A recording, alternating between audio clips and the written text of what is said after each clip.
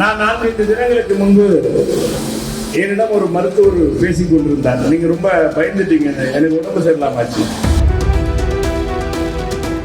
கடவுள் உங்களை தவிர ஒரு வாய்ப்பு யாருக்கு கொடுக்கணும் உங்க குடும்பத்துல கேட்டா சொன்னார், எங்கள் குடும்பத்தில் எங்கள் ஐயா ஏவாக தான்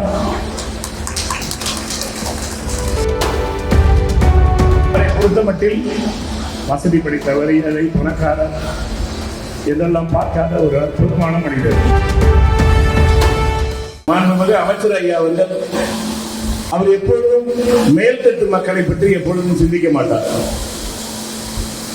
கீழ்த்தட்டில் உள்ள விளிம்பு நிலை மக்களுடைய பிரச்சனைகள், அவருடைய தேவைகள் என்ன என்று ஒவ்வொன்றும் பார்த்து செய்யக்கூடிய ஒரு அற்புதமான மனிதர். நான் 4-5 தினங்களுக்கு முன்பு என்னிடம் ஒரு மருத்துவர் பேசிக் கொண்டிருந்தார். நீங்க ரொம்ப பயந்துட்டீங்க, எனக்கு உடம்பு சரியில்லாமாச்சு. ஆமா, யாருக்கா இருந்தாலும் உயிர் பயம் வரத்தானே செய்யும் என்று சொன்னபோது அப்ப பேசிட்டு இருந்தாங்க.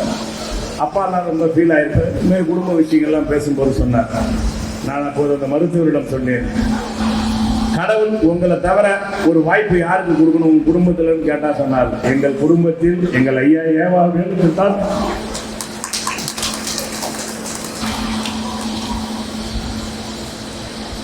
கொடுக்க வேண்டும் என்று சொன்னேன்.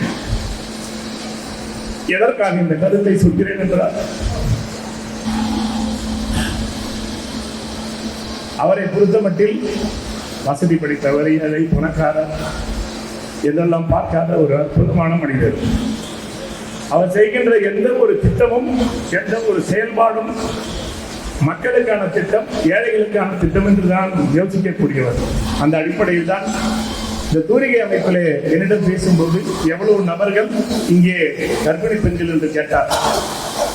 நான் சொன்னேன், சற்று ஏறத்தாழ 700 நபர்கள் இருப்பார் என்று. உடனடியாக இந்த வளைகாப்பு நிகழ்ச்சி நடத்த வேண்டும். அதேபோல் நம்முடைய மருத்துவக் கல்லூரியில் இலவசமாக கர்ப்பிணி பெண்களுக்கு மகப்பேறு மருத்துவம் பார்க்கப்படுகிறது. முழுக்க 100% இலவசமாக நாங்கள் நடத்துகிறோம் என்கின்ற ஒரு தகவலை சொல்லி, அந்த அடிப்படையிலே முதல் கட்டமாக அந்த ரிஷிவந்தியம் தொகுதியில் இதை நாம் நடத்துவோம் என்று ஏற்பாடு செய்திருக்கின்றார்.